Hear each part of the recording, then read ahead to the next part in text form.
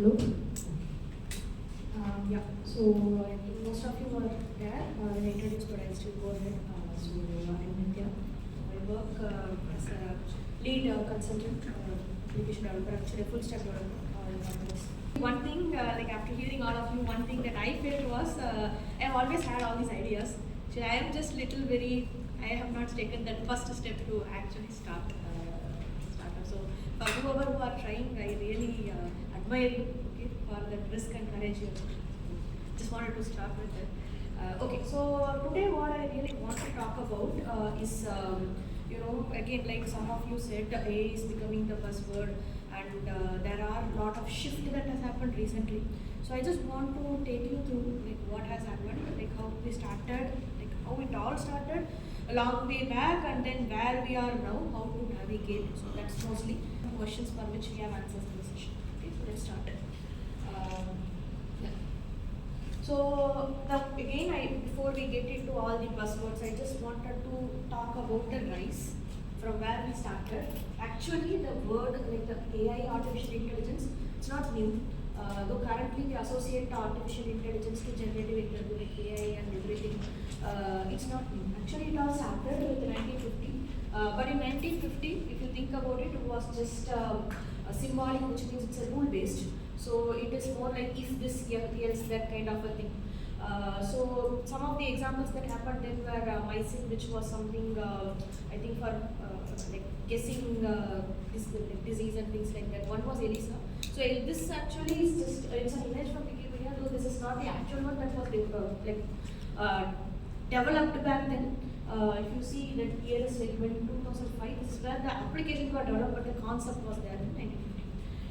So moving on, and again, like that time, it was more like a rule book, right? That's all it was. It was able to only and then came the prediction, right? Predictive AI, classification and prediction, decision trees, all those things, right? Again, for the mixed crowd, keep it as generic as possible. If you cannot follow, just stop. You can have more from a tech background, so if you like, just stop.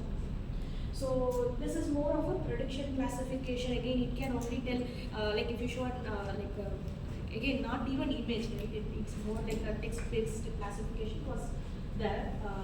This is a very actually common image you see in all the machine learning books which deals with classification. So moving on, again, like I said, it could only predict trends, but it will not do anything beyond that. And next comes the prescription, right? More like a recommendation system, Netflix recommendation systems, all those. It is taking a step beyond just suggesting. It will, predicting. It will also suggest. So it became an advisor. But again, it needs instruction. It cannot do beyond prescription. And then came the generative. So some of you also mentioned like, hey, what is generative AI? It is more about creativity. That is all it is. If you think about it, like that. It all again, so there were few things I also want to clarify. The year I mentioned here is when it became publicly available for us to use. Though the research and everything started way long back. Okay, so actually the research of Gen AI started in 2020, like early 2000s, and 2010s and things like that. But it came to us via the famous ChatGPT only in 2020. And again, why it became very powerful is because this is the closest that it was able to come with a human, because it was able to generate the content, create the content, and that is where all the buzz started, right? And again, one thing here is that it was creative, it is still creative. I use ChatGPT every day, right? But it will not act until it is asked. You ask a prompt, you have to have a very structured, proper thing saying, hey, you do this, you act like this. For example, every day when I interact with ChatGPT, I tell it explicitly, hey, now you are my partner in the session. I'm going to, actually most of this was packed, okay, with ChatGPT. So I tell it what it has to be, right? And then it becomes creative. So what I have to do. That is the thing. And next came the agents, right? Like what is an agent? So agent is something, like in very plain English, does something for you, right? That's all an agent is. It's a tool or whatever that does something. And that started in the early 2022, where it will again the initial agents when it all started because it will do something for you, right? Using a tool, like for example, it can browse the web. If you say, hey, go to Amazon, order me something. So you will have to exactly tell what to do, but it will do it for you rather than just creating the content. Okay? So that's where it all happens. So here, what happened was we got a very skilled technician who will do things for you rather than you giving every instruction. And now, before I move on to the next part of the session, okay, maybe I'll do one thing. I just have one more thing I want to show. So I'll say before we move on to the demos. So now the latest where we are in is the agentic AI, the autonomous agent, because that's the bus, right? If you see. So what's the difference? If you really think about it, right? The one main difference is they can think, right? They have a memory, they have a feedback loop, they are more autonomous in nature. And that is the difference, right? So if you see here, they are more like a teammate, not just a technician who can do things for you. They are more like how do I say? They have brain on it. They can do for you things that maybe before few months you can only imagine. So I'll show a couple of demos. I recorded a demo because I was not sure of the internet, but I can also show the live demos. So and then we'll move on to the next part of the session. Any question before we go to the demos?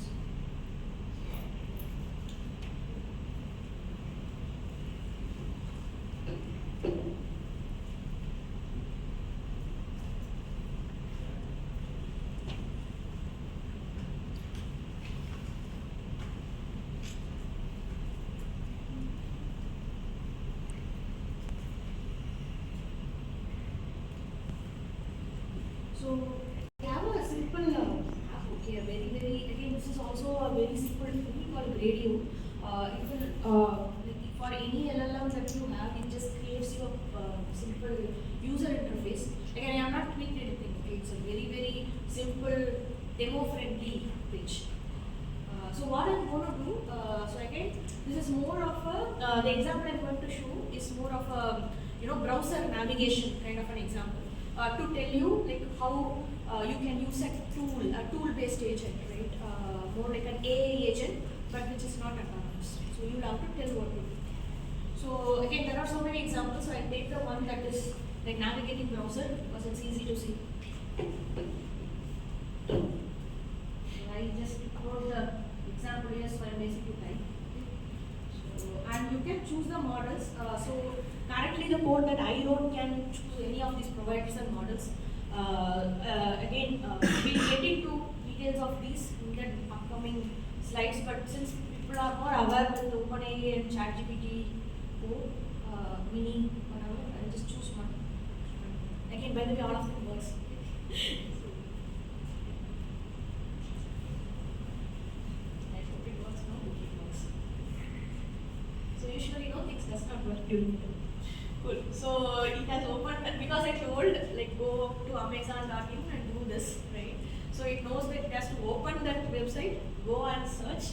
It will choose again. I did not say exactly more details, right? So it just randomly chooses a shoe and adds to my cart. Does it work? It's still searching. Okay, but anyway, it does work. Okay, so I can show you the thing. So again, few things, right? I wanted to call out here. It is not really very, reliable because the prompt is very open. So sometimes it adds, sometimes it tries to place the order and fail there because I haven't logged in. You can log in, by the way. There are better, you can log in and actually place an order. It's possible. You just didn't do it for the demo purpose. Sometimes it adds, sometimes it does not even add. It will just navigate somewhere and stop. So sometimes the Amazon does figure out that I am using a bot. So it will kick you out. So that time you will get a verify human thing. So your prompt will be waiting saying, hey, I got this human thing, you please crack it for me. It will say a sentence saying, hey, I cannot proceed, can someone help me, kind of a thing. So again, so it's not reliable, but yes, you can tweak it and make it reliable. So this is a demo friendly example. Okay, it does work, fine, good. So okay, by the way, you can also, me being the developer kind of person, so you can actually see what it is trying to do also behind the scenes. It will, oh, it finished. So if you can see, it added, it closed because I didn't keep the session. You can use a proper Chrome browser or something where you can retain the session, but and it will tell you what all it did. You can pause and everything. Again, I didn't do. So you can say, it can exactly tell you what it did and everything. This is one demo where you are browsing it. So there is one more I was trying again for more of a tool using agent. More of a, let us assume that I have an idea, right, where I am again a lazy person, I don't want to choose my dress in the morning. Okay. So I just tell the system saying, hey, this is the event I am doing. Right. So that's where I want to. So before like it suggesting, so like I'll show you the first stage of what will happen if it's a tool-based agent, and the second stage of if it is an autonomous. So the stylist or the wardrobe is what we are going to see. Like a very, very primitive.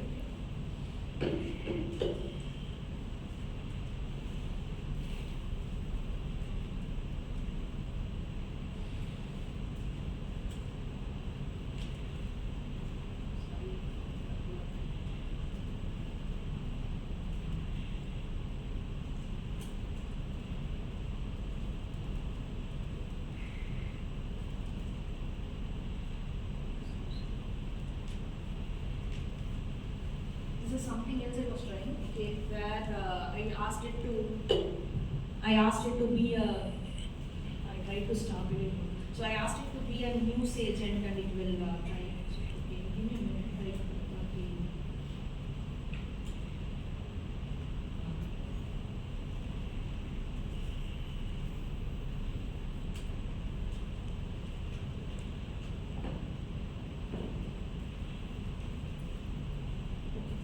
So again, so this is more of a stylist, okay. That is the role it is taking, where it will, when you give the situation, it will suggest you dresses, okay, like it's a stylist. For now, again, it's a very primitive, I have not tuned it at all, so it will just try to talk to DALL-E and it will try to generate images for you. So I'm using a tool called Arno. Actually, it's not a tool, it's a framework. Probably we'll talk about which is a tool, which is a framework. But it's a very user, like demo friendly. So it would suggest like, okay, these are the things you can wear. So you can actually also see all the, you know, here it would be. So this is the prompt it generated and everything. Like which you can use in future for enhancements, but this is again a very, very simple stylist agent where you tell, hey, today this is what I want, it will suggest you. Right? So the next step, if you really think about it, it would be great if you can order products from me, from Amazon, right? Or you know, style things from my wardrobe. Right? So that would be some of the things as a next step. So I will show you one demo, which was again the first step, but I couldn't fully finish my product ideas. So here what we are going to do, right? I have a question like, so this is where it becomes more autonomous. So I have a question like this, okay, that would say like what should I wear, kind of a thing, right? So I have not told okay, wait, let us see what it is. So I just tell the location, I tell the occasion. So if you see here, here is where I have configured a team of agents. Okay. So there is a location agent who can actually find the current weather in Bangalore, and then there is an occasion agent, if you see here, right, which will tell you, which will, again, its responsibility is to figure out the occasions from the text. And then I had a stylist agent, and then there was a visualizer. Again, it didn't visualize now. So and then I also configured a shopping agent. Okay, if you can actually properly configure, I am not able to open my ID for some reason. Give me 1 minute.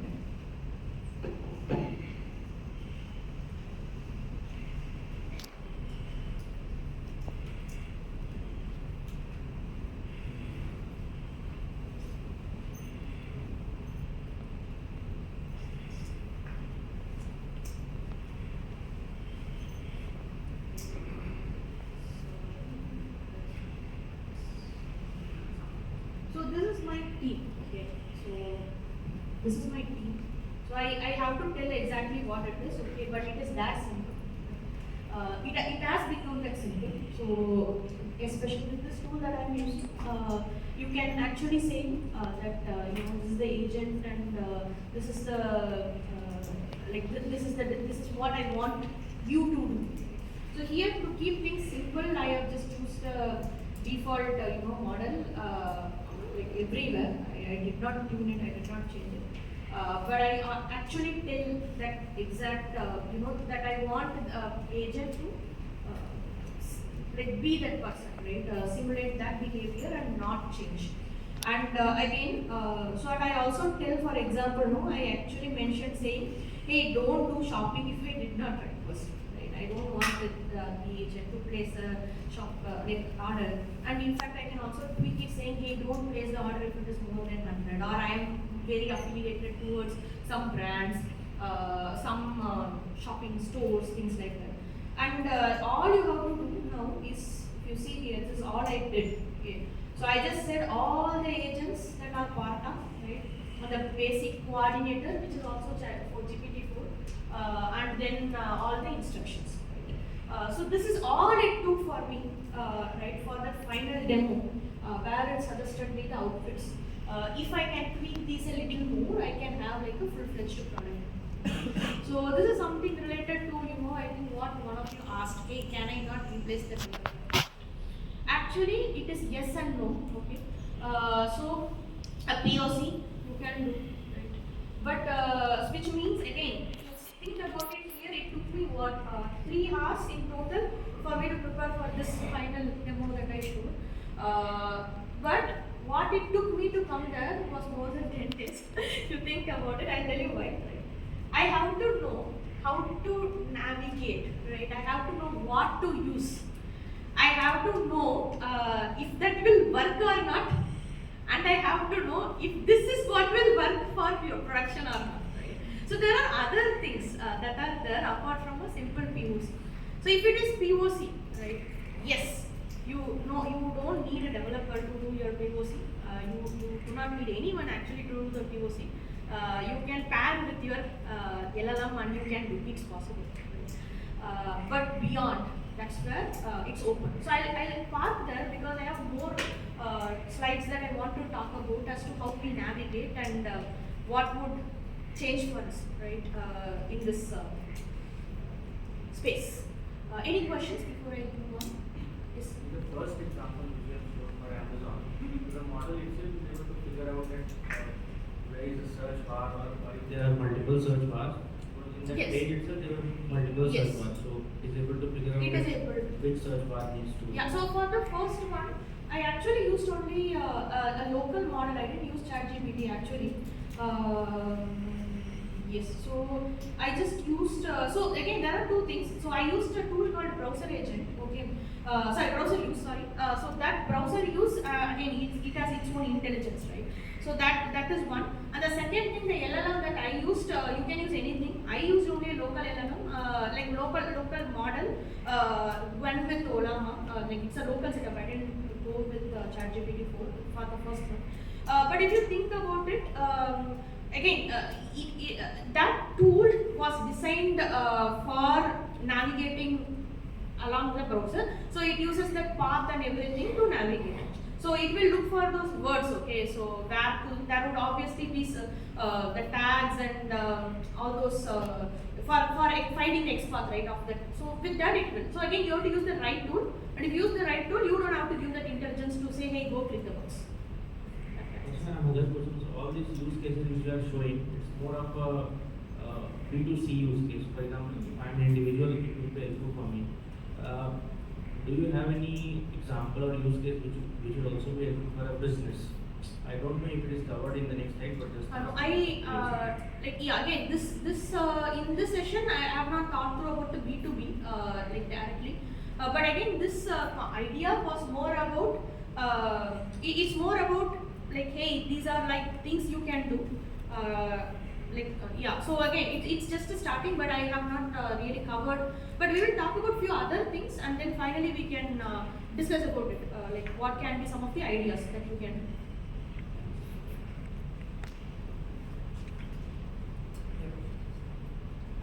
Hello, ma'am. Actually, I have a question. As you said, yes and no. As right now, it will be yes for a software developer role, but in future, it comes like a super artificial intelligence like that. There is no need of thinking for like that to implement the projects like it. So the software developer count will be reduced, right? Definitely. Again, it depends. Okay, so we will cover about that in the second part of the session. So I'll park that question and then I'll take it in the end of the session. Okay. Yeah? Thank you. Okay, I have a question. So, what's the difference between the open source and frontier? Like, I think you have used the open source one. If you're using a frontier model, what would you? Frontier meaning. For example, I think this is a ChatGPT. So I think Close source. closed source. Yes. Yeah. So if you're going to use the open source, you're going to pay for the key and you're going to install it and go on.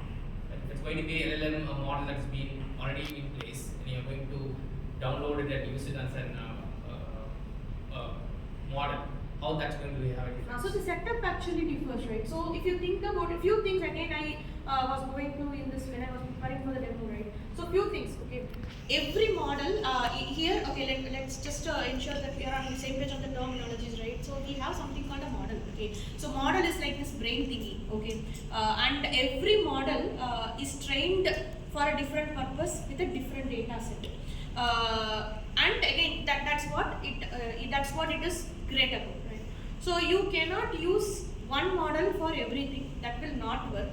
The most general purpose one that it works for me is ChatGPT 4.0. Okay, but that doesn't mean that's great because if I have to do maybe a deep research, right? I feel Gemini models are awesome from my own interactions. Right? So every model has its own advantages and disadvantage. That is one. The second, right, versus proprietary versus open source. So currently, some of the open source models are when DeepSeek, those things, right?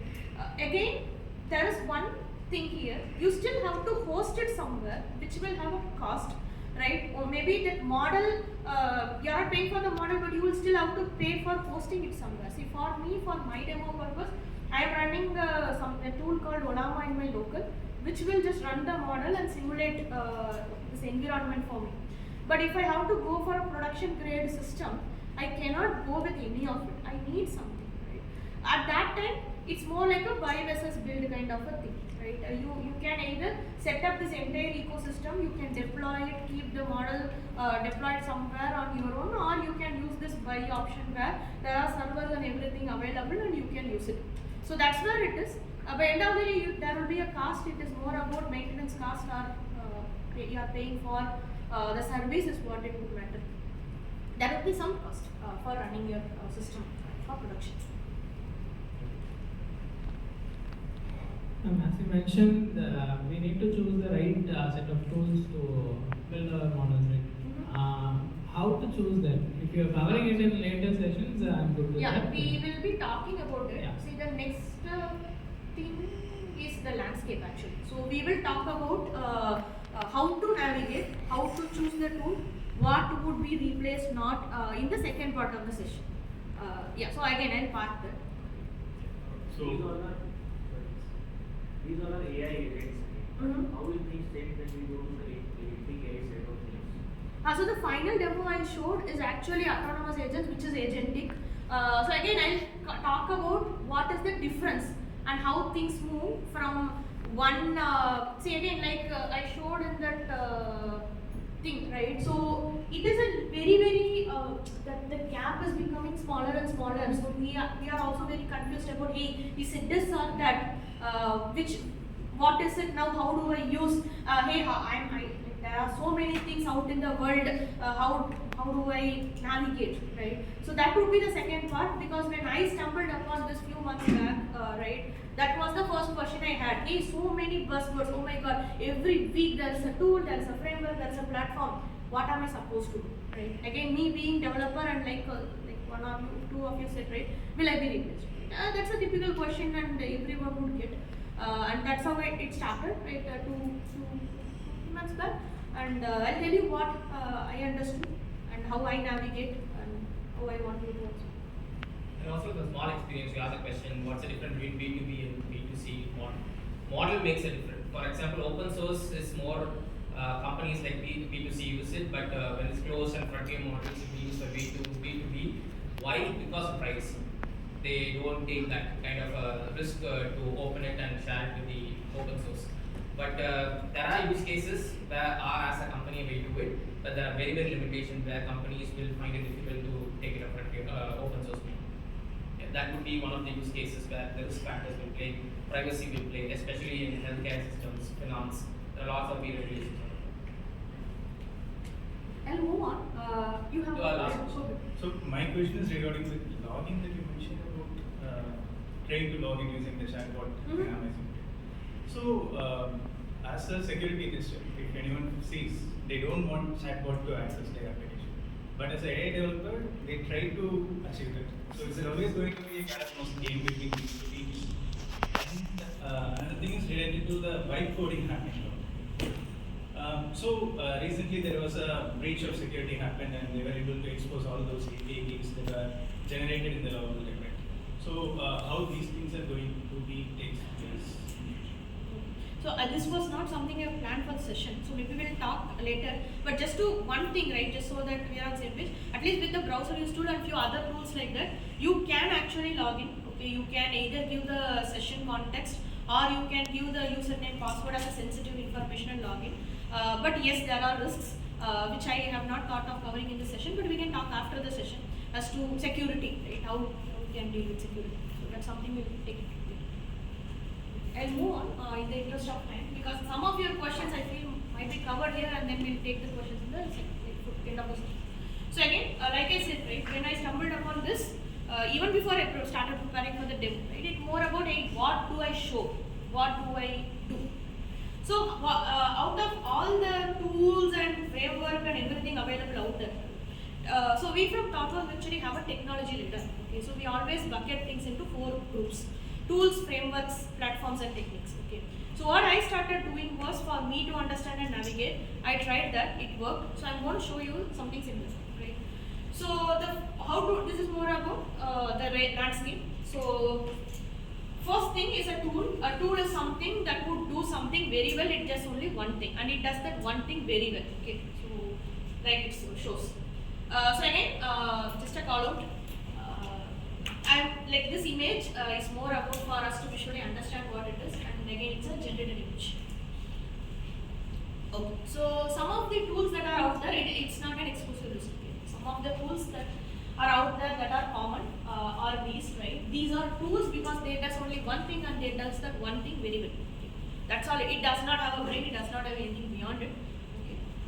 But so these are more about, for example, if for this example I used browser use. And others are something similar. They do the scraping, web action, and things like that. And like another tool that I used was Ulama, which is to run the open source model local. That's where it is. It's not production ready yet. So other tools I have not used, but you can also do this Google Search API and things like that. So with again, I'll talk about one of the.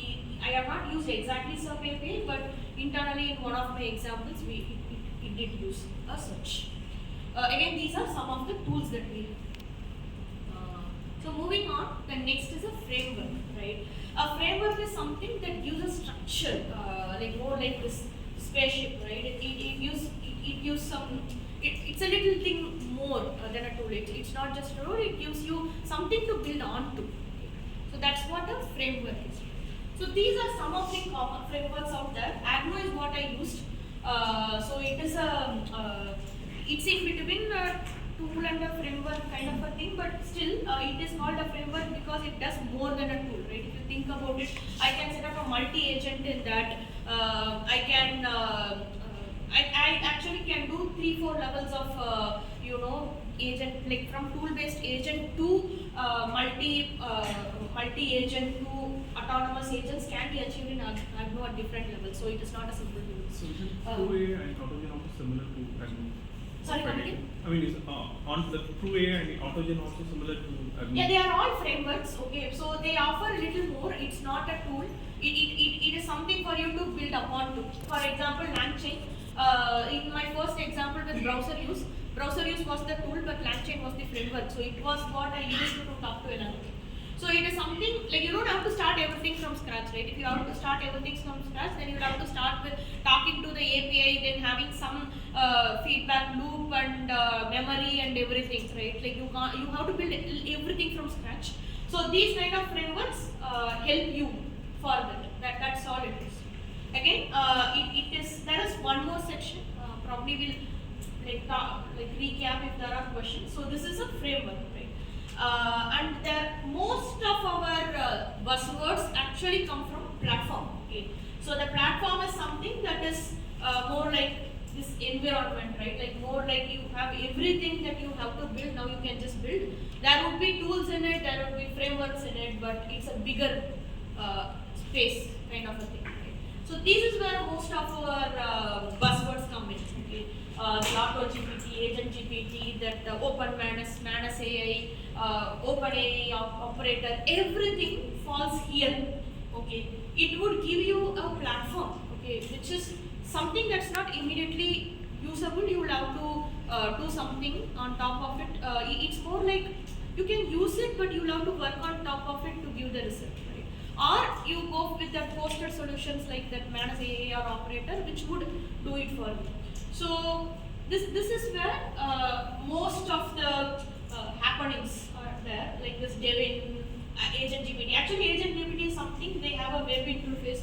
You can talk to it, chat with it. You can tell it, saying, hey agent, you be this person, you be my teacher, you be my research assistant. So you can actually configure it.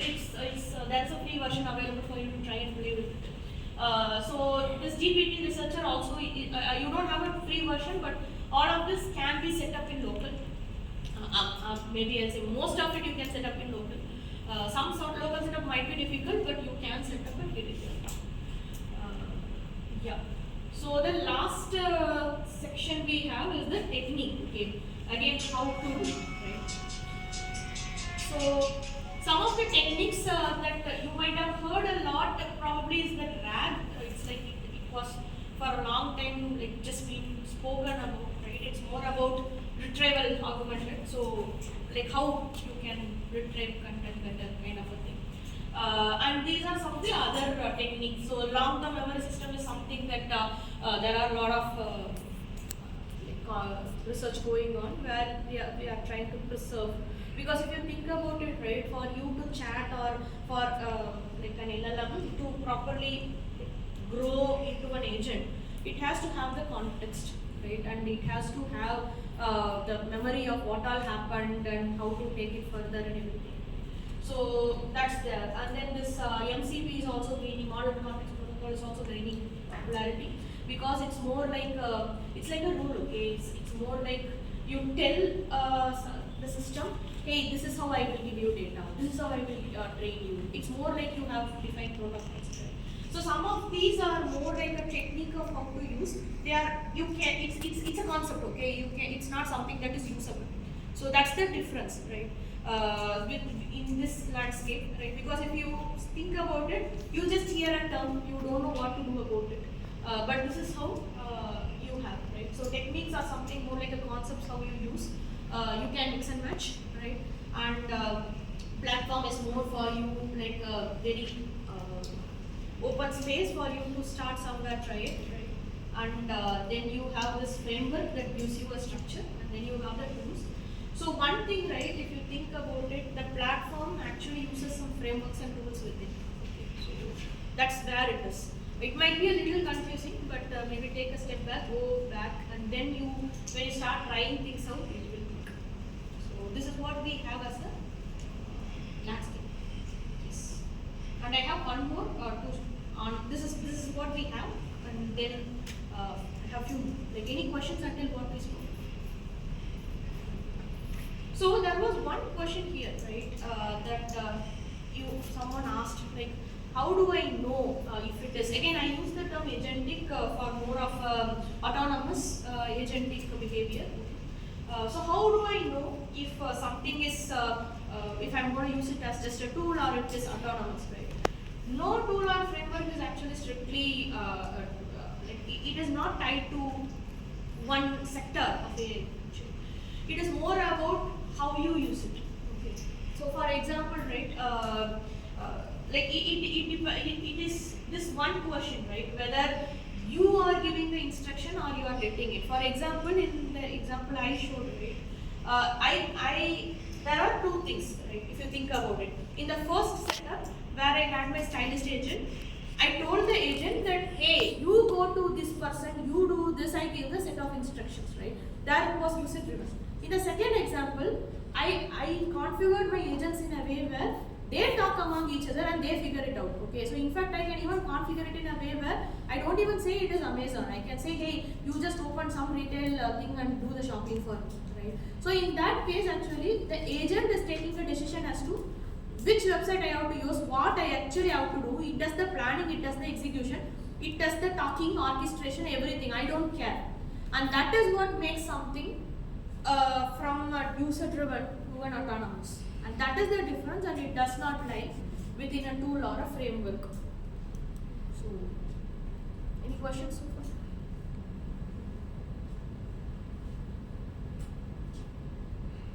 No questions, guys? There are two things. Either you know everything. என்ன பேசுறாரே தெரியல அப்படிங்கிற மாதிரி இருக்கும். So just ask questions if you have, even if it's a silly questions, fine. But if you feel like you do not know what she's talking,